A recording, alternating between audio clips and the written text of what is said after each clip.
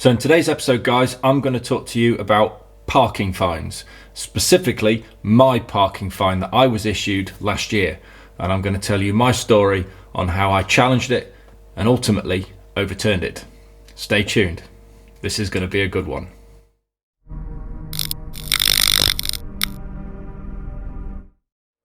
Hi there guys, and welcome back to the channel. So before we kick things off for today, I'd just of course like to say hope you guys had a fantastic Christmas and New Year celebration. Hope you're not feeling too worse for wear, and welcome to 2023. So in today's episode then, I'm going to be talking about parking fines, specifically my parking ticket that I was issued back in 2021. Now, I do apologise in advance if any of this story does get a little bit boring, a bit long-winded and technical, but I thought it would be good to give you guys a bit of an insight as to what had happened in my particular situation and how I went about challenging it and ultimately overturning it. Firstly, I want to talk to you guys very, very briefly about the setting of how I got this parking ticket in the first place. I'd gone into town using Sarah's Volvo and I parked up on a place called Wood Street in the middle of Mansfield town centre. To give you guys the picture of the street itself, it's a one-way street, Wood Street is, and it's got multiple parking arrangements in place. So you've got an area for parking for disabled people, you've got an area for parking for 2 hours and to not return within the hour after that's elapsed. There's also residential only parking, and then of course there's multiple areas where there's no parking whatsoever using the double yellow lines. The street itself is not too far away from Specsavers, where I was due to go to pick up my glasses, of all the things. I'd seen on the side of the road a signpost saying that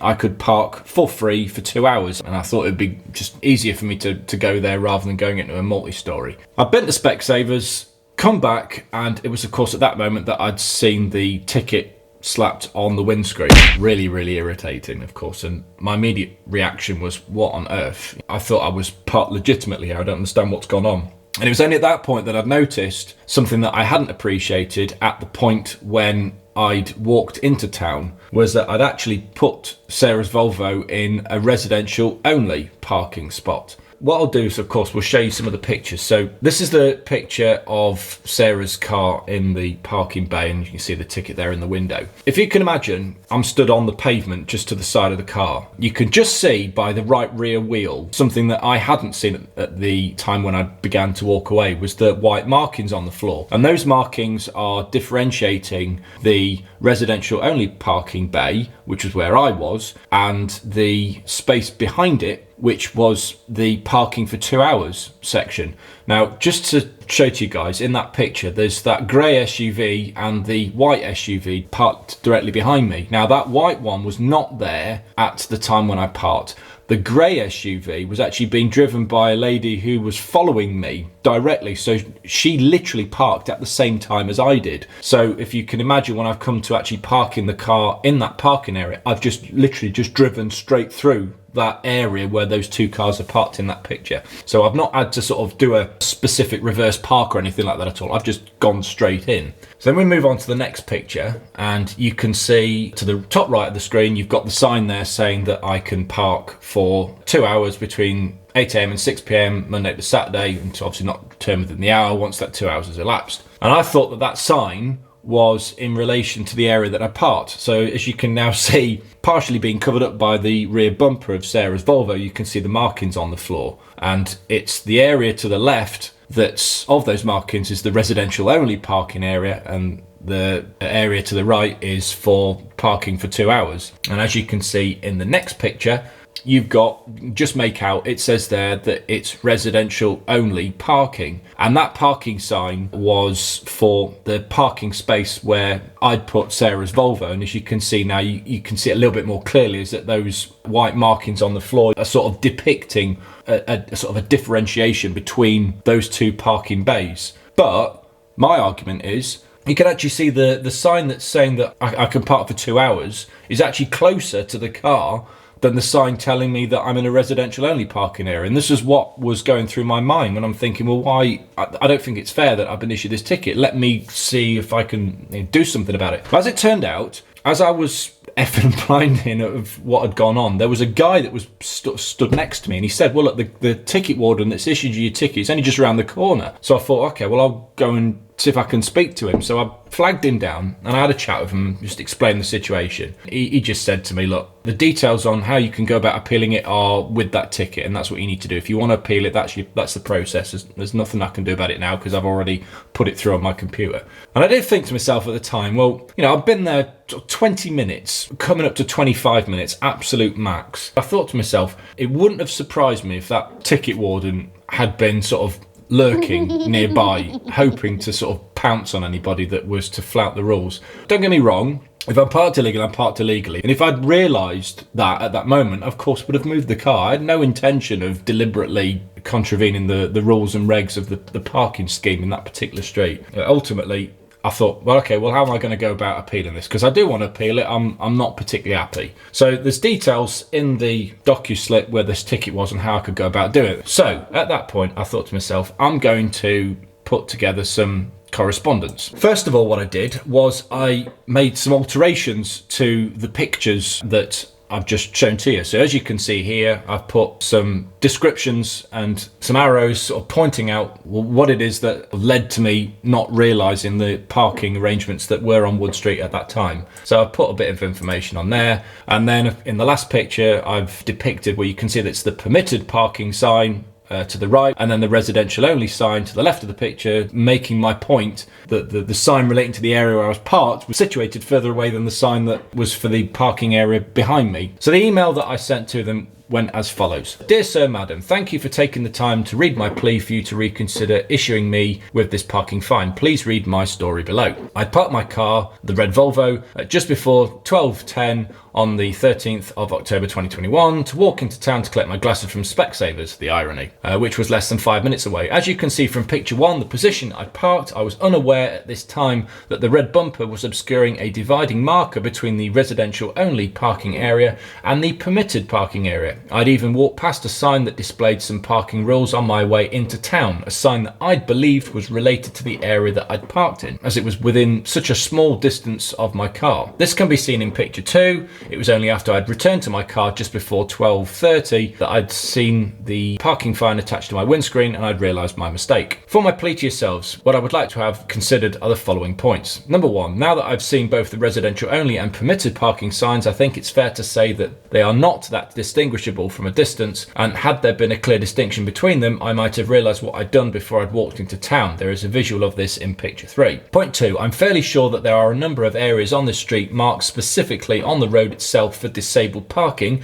and also for deterring parking altogether, being the double yellow lines. There are no such markings on the road in the area I'd parked, also visual in picture 3. The point I was making there was that the areas for residential only and the 2-hour parking areas that were butted up right next to each other, there was nothing written on the floor, unlike the areas, of course, where there's double yellow lines to deter parking altogether, but also as well for disabled parking, which were written very, very clearly in big white writing. Point 3, the sign displaying residential only parking is actually further away from where I parked from the sign displaying permitted parking.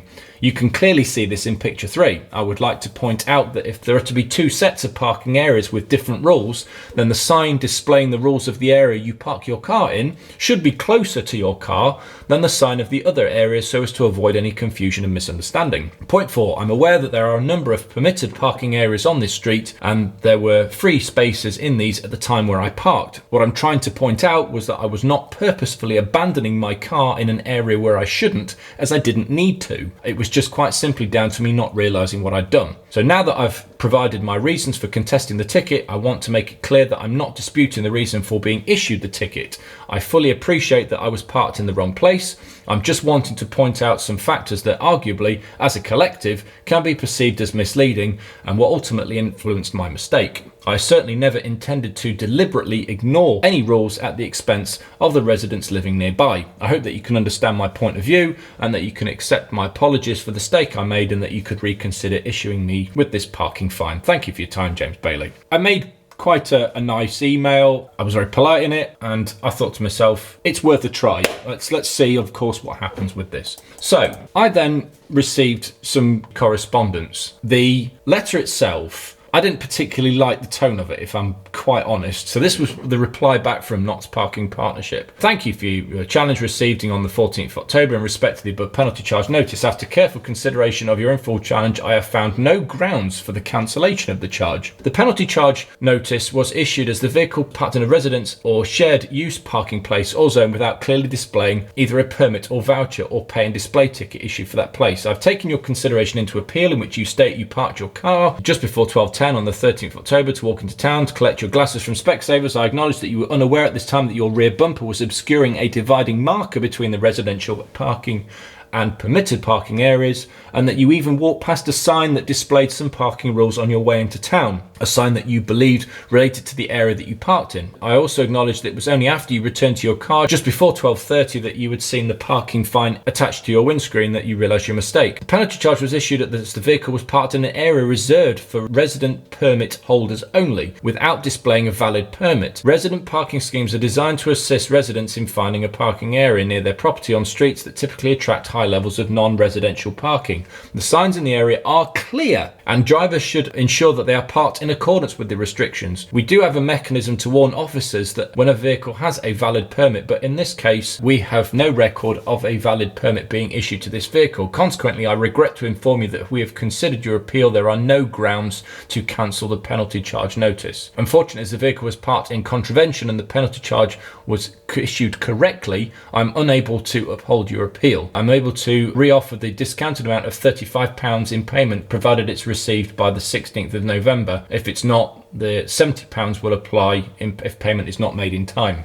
I was a bit annoyed about this letter in particular, because they said to me that they believed that the parking signs were clear. Now, I made quite a valid point in my original email that I'd sent by stating that I didn't think that they were clear. I didn't think that there was a big distinction between both signs. If you actually look at them from a glance, they're very, very similar. There's not a great difference between the two, but they weren't having any of it. Now, because they've rejected the informal challenge, I've got to now make a decision. Do I go about formally challenging this particular ticket? If anybody is going to go ahead and do this, you kind of got to understand, is this something that you genuinely believe that you can win, you can overturn? If there is any sort of shred of doubt in your minds as to whether or not you had parked legally and within the rules, if you have got doubts with that, then the chances of you being able to overturn these sorts of things are going to be difficult. As it turns out, there was quite a few hurdles that I had to go through, which you'll see very, very shortly. But I thought to myself, do you know what? No, this isn't right. It doesn't matter whether it's a £35 fine or if it's more than that.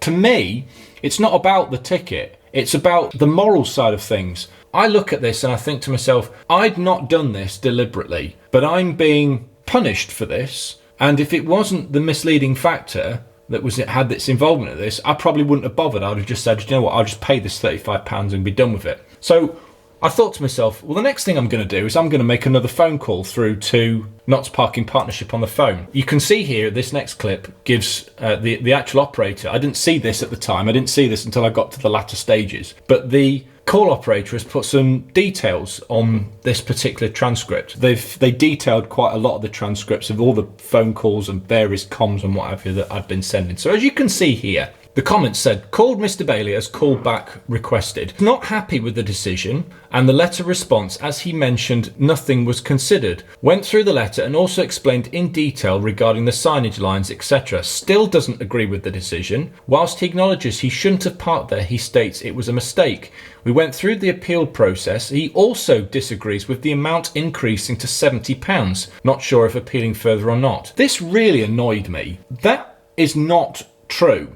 That is not what I was disagreeing. I spoke to the operator and I said, well, I want to go about appealing this formally. So how am I going to go about doing it? Because at that time, I needed a specific reference number in order to put forward my formal challenge, and I'd not seen it. So I said, where is this formal reference number? And the operator said to me that you don't get that formal reference number until the window of opportunity to pay the reduced fine has elapsed. And I thought, that just doesn't seem right. Why should I have to wait until my opportunity to pay £35 has gone before I can go about making my formal challenge? Because what you're doing there is you're forcing people to sort of, you're forcing their hand. If I can't afford to pay 70 quid, bills are tight and what have you, I'm going to just have to go about paying this £35 with the knowledge that I was almost bullied into it by a parking firm that calls himself Not Parking Partnership. And I'm thinking, where's the partnership in that? I thought to myself, okay,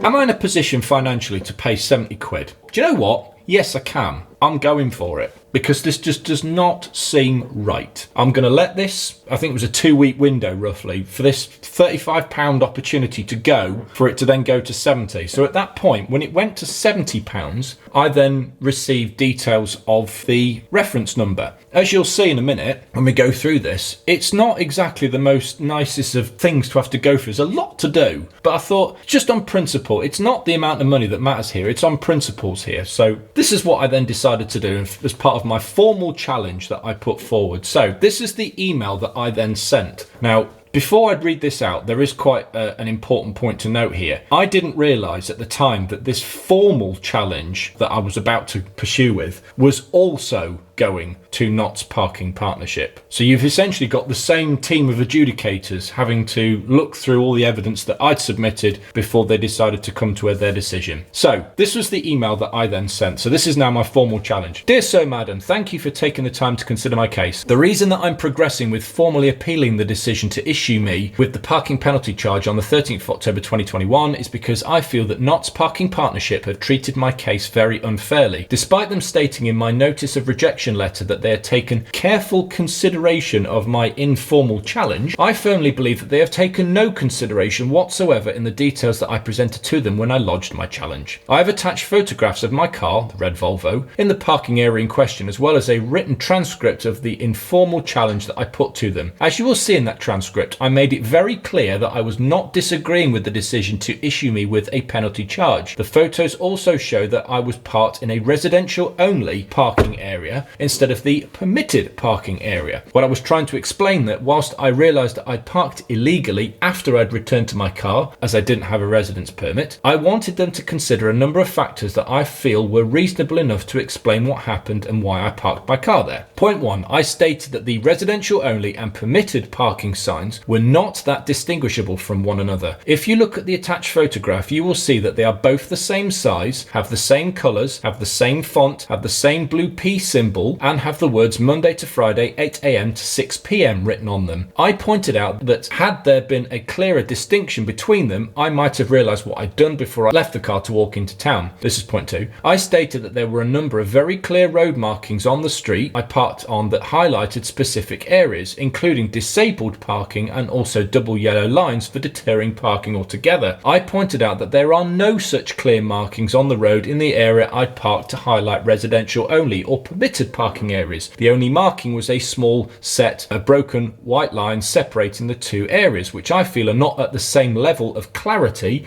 of the disabled markings and double yellow lines. The attached photographs show this. Point 3, I stated that the sign displaying residential only parking is actually further away from where I'd parked than the sign displaying permitted parking. You can clearly see this in the attached photograph. I pointed out that if there are to be two sets of parking areas with different rules, the sign displaying the rules of the area you park your car should be closer to your car than the sign of the other area so as to avoid any confusion or misunderstanding. Point 4, in addition to these points, I also stated that I was aware that there were a number of permitted parking areas on this street and that I was also aware that there were plenty of free spaces in these at the time where I parked. What I was trying to point out was that I wasn't purposefully abandoning my car in an area where I shouldn't, as I didn't need to. I wouldn't knowingly do such a thing, as I would totally understand the frustration of nearby residents if vehicles were parked illegally in their spaces. This was quite simply down to me not realising what I'd done. In my opinion, I feel that these are reasonable points to address, and I was expecting Not Parking Partnership to show some compassion and consideration in this instance. However, in my notice of rejection letter, they wrote, the penalty charge notice was issued as the vehicle was parked in an area reserved for resident permit holders only without displaying a permit. The signs in the area are clear. We do have a mechanism to warn officers when a vehicle has a valid permit, but in this case there was no record of a valid permit being issued to this vehicle. How are any of these sentences showing that they have taken careful consideration of your informal challenge?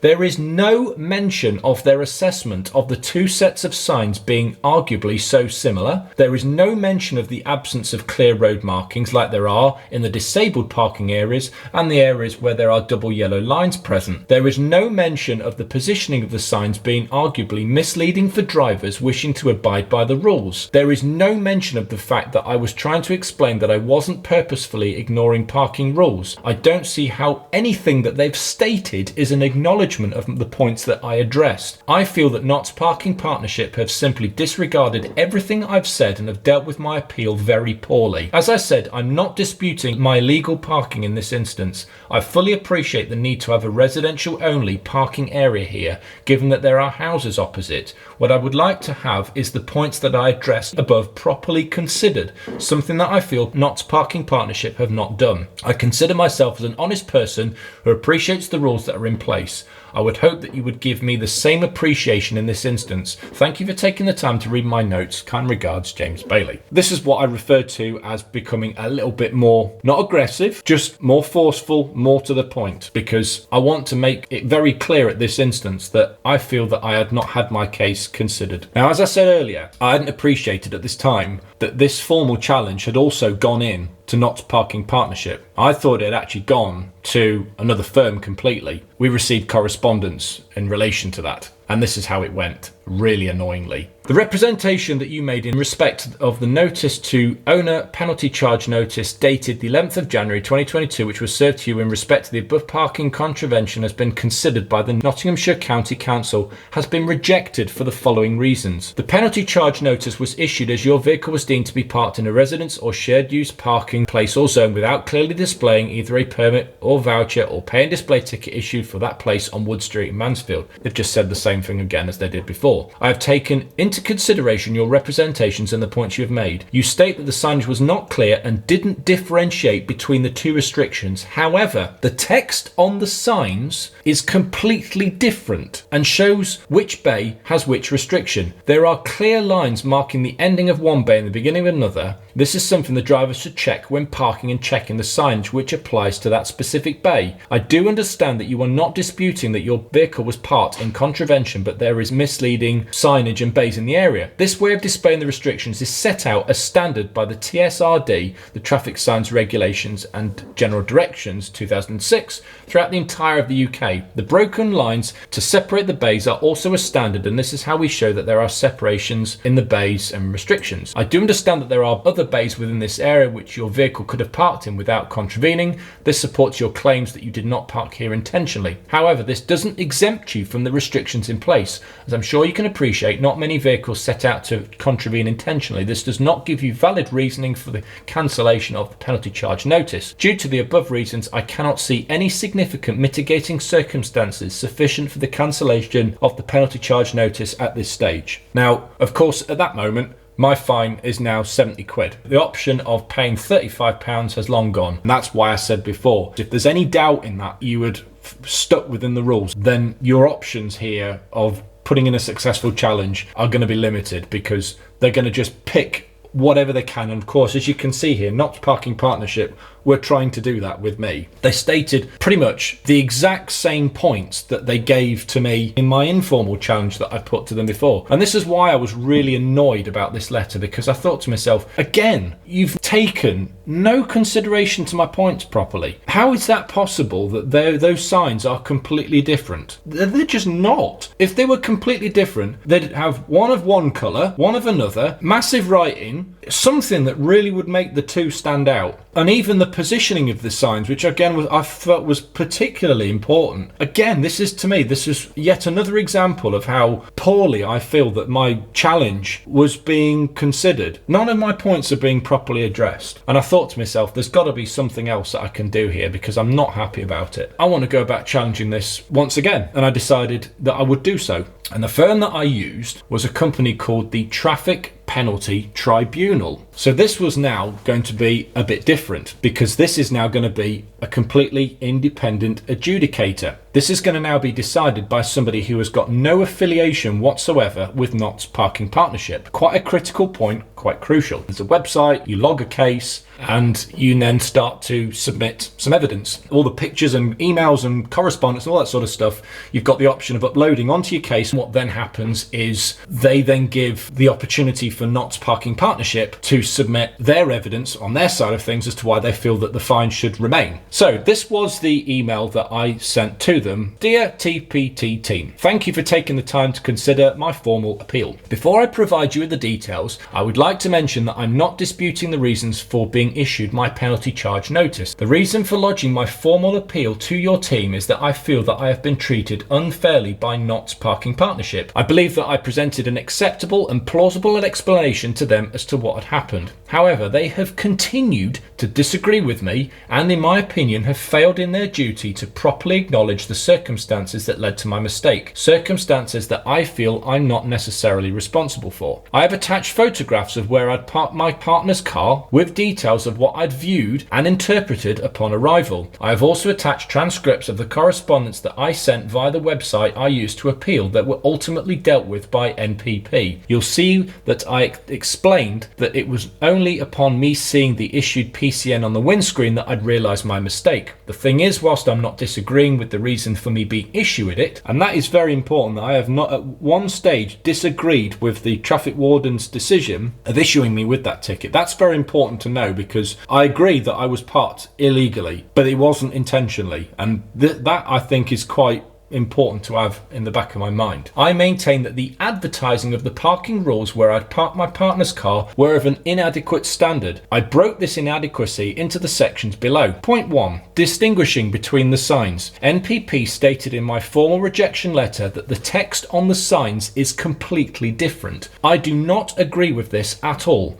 The Oxford Dictionary defines the word completely as in every way or as much as possible. When you actually look at the residential only and permitted parking signs, in my case, they have many similarities in the text. Both have the same font type, the same black font colour, and also display the words Monday to Saturday, 8 AM to 6 PM. There are other similarities too. Both signs are the same size, have the same white background colour, and have the same blue P symbol displayed on them. So by the very definition, I'm making my point that they are not completely different at all. Point 2. Markings on the road. NPP stated in my formal rejection letter, there are clear lines marking the end of one bay and the marking of another. Again, I do not agree. The Oxford Dictionary defines the word clear as easy to understand and not confusing. You can see in the photographs that I'd unwittingly parked over the top of these dividing lines, so I didn't notice them at the point where I'd parked. I will acknowledge that this was my mistake. However, I made the point that the level of clarity on the road markings to define the residential only and permitted parking areas were not to the same level of those marking the disabled parking areas, nor to the areas deterring drivers to park at all, being the double yellow lines, both of which can be found on the very same street. So by the very definition, I'm making my point that they are not clear at all. Point 3. Sign positions. NPP did not acknowledge this point at all in either my informal challenge nor my formal challenge. I was not happy about this as I felt that this point was particularly significant. You can clearly see in the photographs that the sign advertising the permitted parking area was actually situated closer to where I'd parked my car than the sign displaying the residential only parking area. In my view, this is misleading and confusing to drivers parking their cars. I would also like to point out that when I called the supervisor at NPP to discuss this over the phone, he even said that signs in similar parking arrangements are normally placed together with arrows displayed on them to indicate which is which. There is no such arrangement to the signs in my case. And that's quite a significant point. I didn't mention that earlier. When I did speak to the supervisor on the phone, I did point this out. I said, why are the signs not, the positioning of them just doesn't seem right to me. He actually acknowledged to me that there are in lots of cases where you've got parking areas of different rules where they're next to each other. They usually have a sign where those bays break, from either side. There's arrows on the sign pointing as to which parking rules apply to which parking section. But obviously in them photographs you can see there's nothing. There's no clear distinction in my view between those. There's no arrows depicting which side is which. He actually acknowledged this, something that he didn't put in his notes. Yet they were still in that position to still tell me that this was all my fault and that there was nothing wrong. The signs were clear. Incredible. In addition to these points, I also stated that I was fully aware that there were plenty of spaces within the permitted parking areas where I could have parked. In fact, the grey car behind me had actually followed me in and we'd parked at the same time. I could have parked where they had. The point I was trying to make was that I was not deliberately and knowingly ignoring the parking rules within the area. It was quite simply a mistake on my part. I was certainly not setting out to disrupt the parking arrangements for the residents living nearby. I was hoping that NPP would be somewhat sympathetic in this situation. Instead, they have simply said in my formal rejection letter, this does not exempt you from the restrictions in place. I thought this response was somewhat cold and dismissive, especially given what points I'd raised. I would like to conclude that I regard myself as a law-abiding motorist. I enjoy my cars and motoring experience very much. I myself own a 1997 Jaguar XJ6 and a 1981 Ford Capri, so I appreciate the aesthetics of driving. I was disappointed that I'd received this PCN,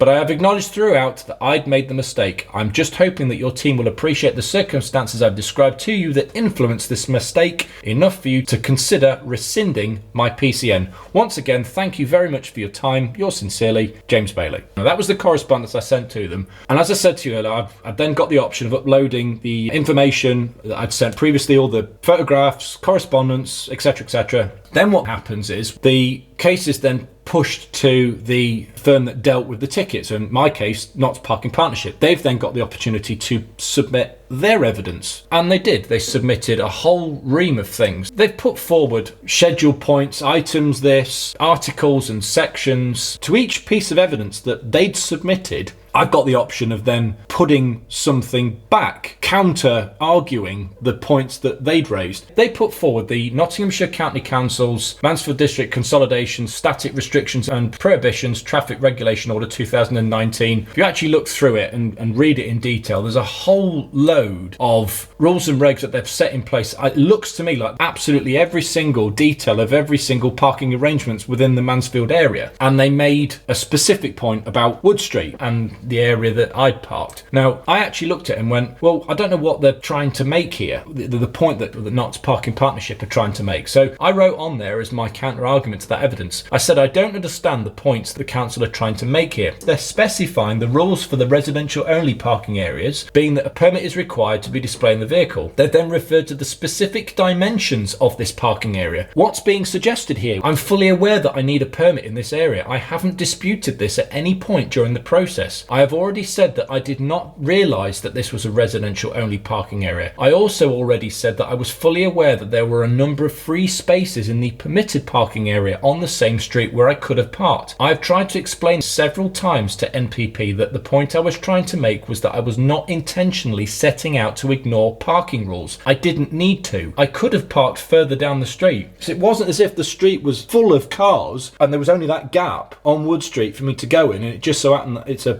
residents only parking bay and I've just gone, oh, sod the rules, I don't care. That's not happened. The street was empty. I could have parked in the correct bay. So the point of course was trying to make was I wasn't intentionally going out to park illegally. This was been documented by myself to NPP time and time again, yet I feel that I'm being accused of deliberately ignoring parking rules, which is simply not true. I stand by my point that my misunderstanding was influenced by the inadequate advertising of the parking rules, which are detailed in my my appeal. There's a whole load of other things that they've put in here. They've detailed some of the telephone transcripts and letters and what have you. So the ones that I feel that were relevant, I've put my counter arguments in. My counter argument in this instance was the letter of rejection of my informal challenge. As I've already outlined, NPP did not acknowledge the point I made about the road markings of the residential only and permitted parking areas not being on the same level of clarity as the areas marked disabled or of the areas with double yellow lines, both of which can be found on Wood Street. Also, NPP did not acknowledge my point about the sign advertising the permitted parking area being closer to my car than the sign advertising the residential only parking area, which I believe is misleading. As I mentioned in my latest formal appeal to TPT, I also detailed the phone conversation I had with the NPP supervisor when I challenged the rejection of my formal appeal, where he said to me that the parking arrangements of a similar nature to those on Wood Street usually have the signs advertising the two parking bay types directly next to one another and have directional arrows on them to indicate which is which. The signs on Wood Street are not like this, as you can see in the photographs that I've submitted to you. So again, just reiterating that point. This was the point I talked about. The supervisor stated that I was angry about or upset about the 35 going to 70. Caller's supervisor, I believe, has failed to mention in his comments on this document that during the telephone conversation that he had with me, he said that he was aware that in similar parking arrangements to those on Wood Street that there are differing parking bay types directly next to one another. The signage to differentiate the two are also placed next to each other and have directional arrows displayed on them to define which is which. He actually said this, but has not mentioned so in the comments above. This arrangement is not in place on Wood Street, hence my point around the sign's positioning being confusing and misleading. Also, he is incorrect in documenting that I was disagreeing with the fee increasing to £70. I was actually disagreeing with the fact that their process did not allow me to proceed with formally appealing the PNC until the call-off period of paying half price, 35 quid, had lapsed. This meant that if I wanted to proceed, I would have to commit to the risk of paying at least £70 if I lost. I mentioned to the caller that this was somewhat unfair to those wishing to lodge a legitimate dispute against their PCM. I think I've made quite a good point in that. But then we get to this one. This was the rejection letter that NPP sent me regarding my formal appeal. They claim the text on the two signs is completely different. I have disputed this as there are many similarities in the text, including the font type, size, colour, the fact that both signs have got Monday to Friday 8 AM to 6 PM written on them. Other similarities including both signs being the same size, having the same white background colour on them, and the same blue P symbol displayed on them. By definition, they are therefore cannot be completely different, so they are wrong in their claim. They are also referring to the standard of the signs being set out by the TSRD, but this is not relevant. This was another point that I felt was quite important here. The dispute isn't about the standard of the signs individually. The dispute is about if you are going to be having differing parking areas with different rules associated with them, the advertising of the different rules needs to be clear to those wishing to use the facilities, and that there is no confusion. If you use signs that are similar in design next to each other, you increase the risk of confusion. This has got nothing to do with the TSRD standards. Next, NPP continue to maintain that a pair of small broken white lines to differentiate between the residential only and permitted parking areas is clear. However, I stand by my belief that they are not on the same level of clarity as those marked disabled, nor the areas with the double yellow lines, which can also be found on Wood Street. I therefore don't believe that they are as clear as they could be. Next, like they did in my letter of rejection of my informal challenge, NPP yet again failed to acknowledge my point about the sign positioning being misleading. The sign advertising the permitted parking area was closer to my car than the sign advertising the residential only parking area. In my opinion, this point is quite significant, but these letters from NPP give me the impression that they do not seem to think so. This is despite the point I made before about the supervisor telling me over the phone that normally the signs in similar arrangements are placed together with directional arrows on them to specify which is which. This would be something that the TSRD wouldn't necessarily cover because individually the signs aren't an issue. But when you put similar signs together, common sense suggests extra care is needed to ensure the risk of confusion is minimalised. Finally, despite my acknowledgement throughout this whole time that I'd parked incorrectly purely through a genuine mistake and genuine misunderstanding, NPP still said this doesn't exempt you from the restrictions in place, which I thought was quite a cold sentence. I feel that it would have been nice of them to have shown some compassion in this situation. The only reason I'm taking these steps to appeal in the manner that I'm doing right now is because I feel that I'm being treated unfairly and being categorized into a group of people knowingly and deliberately flout parking rules, something which is simply not true on my part. I don't think it goes without saying that there have been people, I'm sure there have been, they see a spot, they probably know they shouldn't park there, and they just go ahead and do it. If you got caught,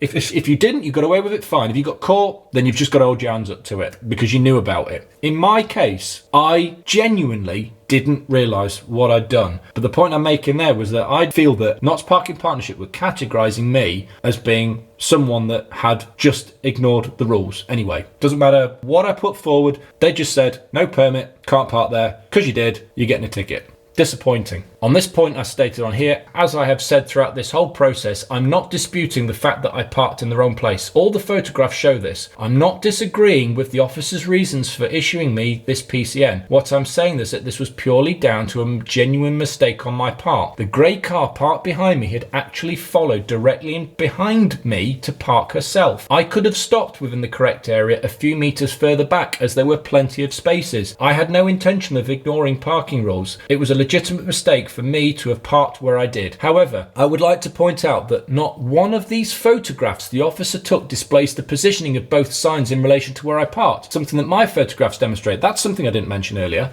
I felt that the photographs that the traffic officer had taken, all they did was just take a photograph of my car and a picture of the sign and whatever and telling me that I was in the wrong place. My photographs that I took actually displayed the positions of where both signs were, and the residential only sign was further away from where I'd parked the Volvo than the sign telling me that I could park here for 2 hours. None of the officers' photographs showed that. They just showed me parked next to a residential only sign, no ticket in the window, so I'm going to give you a PCN. Bang. I hope that someone in the TPT team can see what I'm seeing here and can understand the circumstances that led to this whole event occurring. As I said earlier, I'm only pursuing with appealing this far down the process because I genuinely feel that I'm being treated unfairly. The point I'm making here is that it's not about whether it's a £35 fine or a £70 fine. This has now reached a stage where it's gone to principles. You can see, of course, just how much evidence and arguments and counter-arguments of stuff that I'm having to put forward, both in my evidence, but also as well to the evidence that MPP had submitted. This isn't about trying to sort out a fine. This is principles now. This is about what's morally correct. And calling themselves Notts Parking Partnership, not really a partnership here. They're not really working with members of the public to ensure that parking is,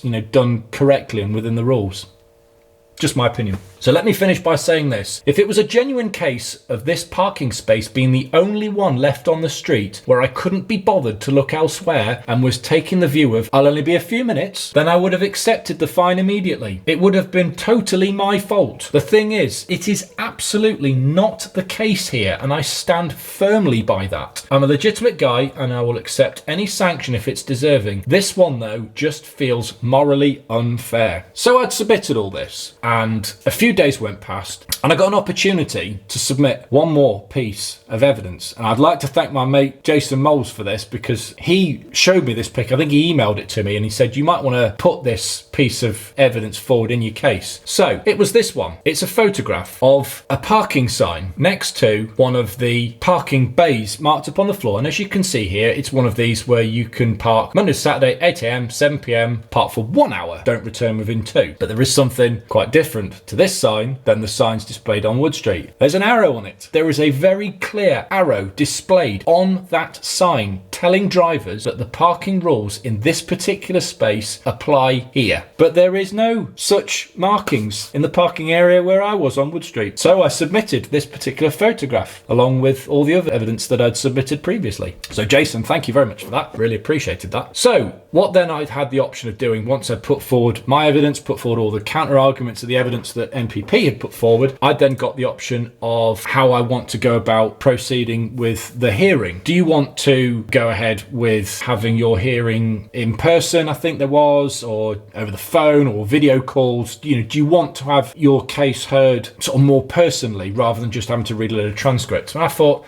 I've decided to go through this entire process. It's been pretty long-winded. I've gone through quite a substantial amount of work and a lot of effort and loads of emails and phone calls, all for the sake of something that realistically is not the biggest fine in the world. I don't think there's anything else I can do now. Look, if this doesn't work, it doesn't work. So I decided, no, I'll not do the hearing. We'll just go ahead. Here's the evidence, and whoever the adjudicator is going to be, they'll read it. If they see things on their side, fine. I'll just have to pay the money. But hopefully, of course, they'll see my point of view.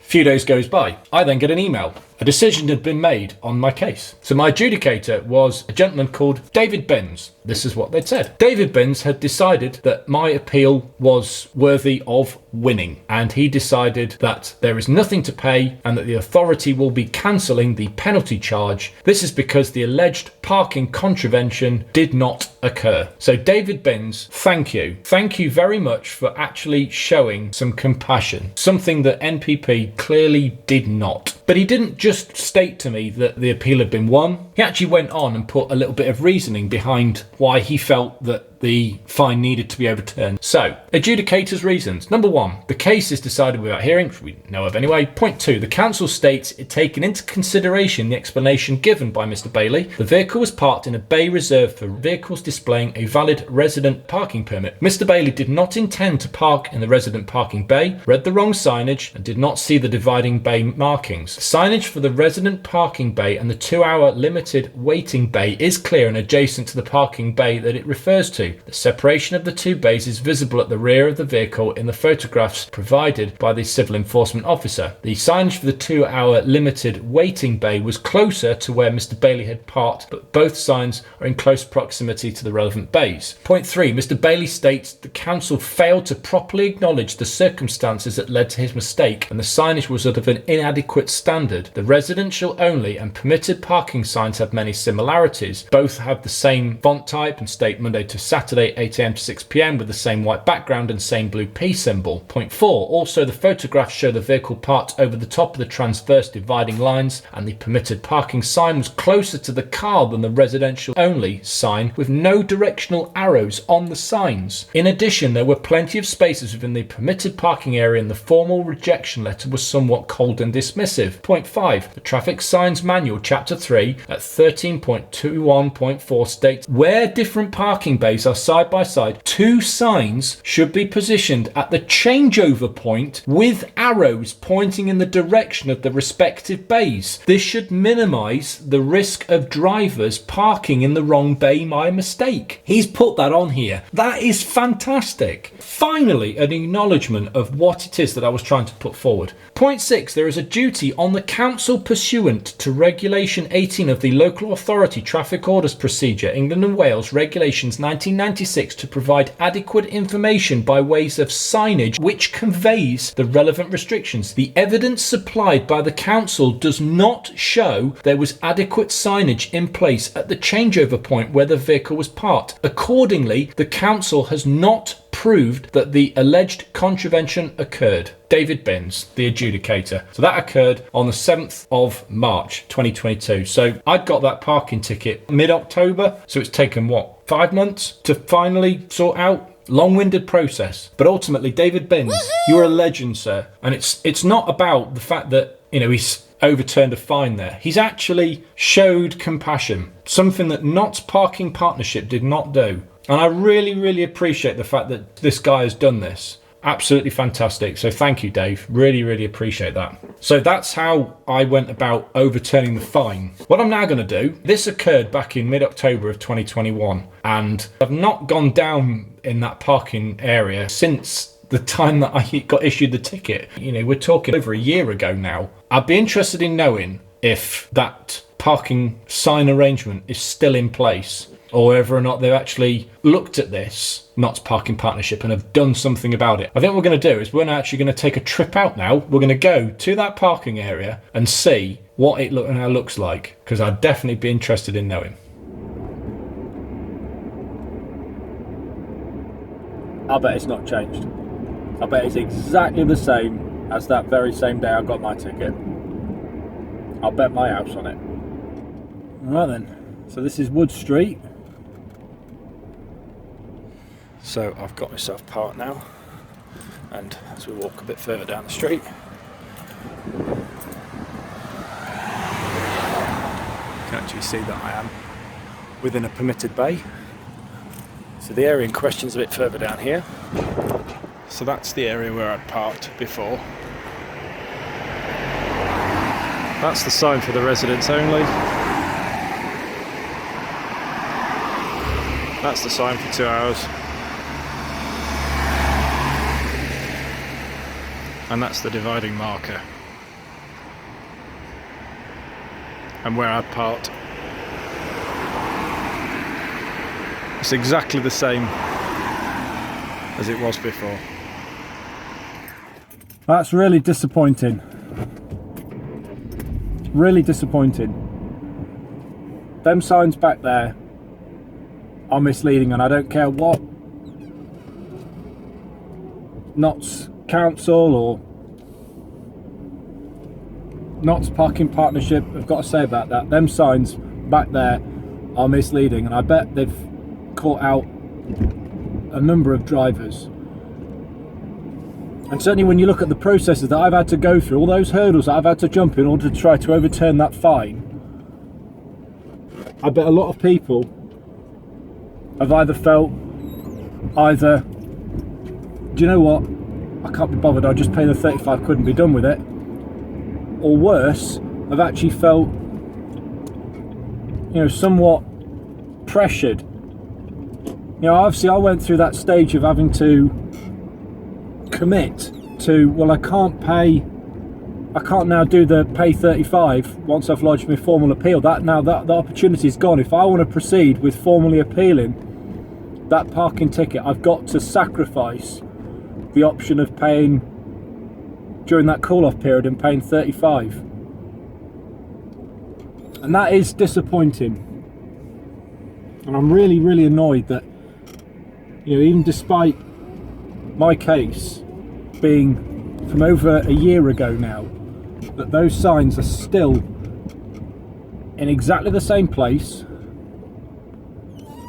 and are still providing misleading information. It'd be great if you guys would give us your stories, share your stories on any sort of parking infringements that you felt that you have been given unfair treatment by and have been duped, really, of money. So it'd be great to hear what you guys have got to say. So that'll be wrapping this video up then, guys. I hope you enjoyed it. I hope you found it enlightening and useful. And of course, if you want to go about putting forward your challenges to your parking tickets, I hope that the information that you've watched in this video has given you some sort of hints and tips on how you can go about doing your challenges. Like I said, it'd be great to hear your stories, so feel free to put some comments forward on any stories that you've got. Let us know, of course, what you thought of my challenge today. If you, of course, like the video, give it a thumbs up. If you didn't give it a thumbs down, I do apologise if it was a little bit wordy, a little bit long-winded and technical, but I thought it was right to give you guys a full picture of what had gone on. If you would, of course, want to check out my other social media platforms, details of those are in the description below. My email address is in there as well if you want to get in contact with me directly. And of course, if you'd like to show the support, then please hit that subscribe button on the channel. It makes a massive difference. All the subscriptions that you guys can give to us really do go a long way in supporting, so if you'd like to do that, it'd be greatly appreciated. Right, okay, probably the next video and videos will be back to the usual sort of stuff. This was obviously something a little bit different today, but we'll probably get back to more typical car antics in the next one. So until then, guys, thanks very much for your time, thanks for tuning in, and I'll see you in the next one. Take care of yourselves, and we'll see you very, very soon. Thank you, Jason Moles, for the evidence bit. Thank you, David Binns, for showing your compassion, and Notts Parking Partnership, I hope you can learn some lessons from this. Take care, guys. See you later. Cheers. Bye for now.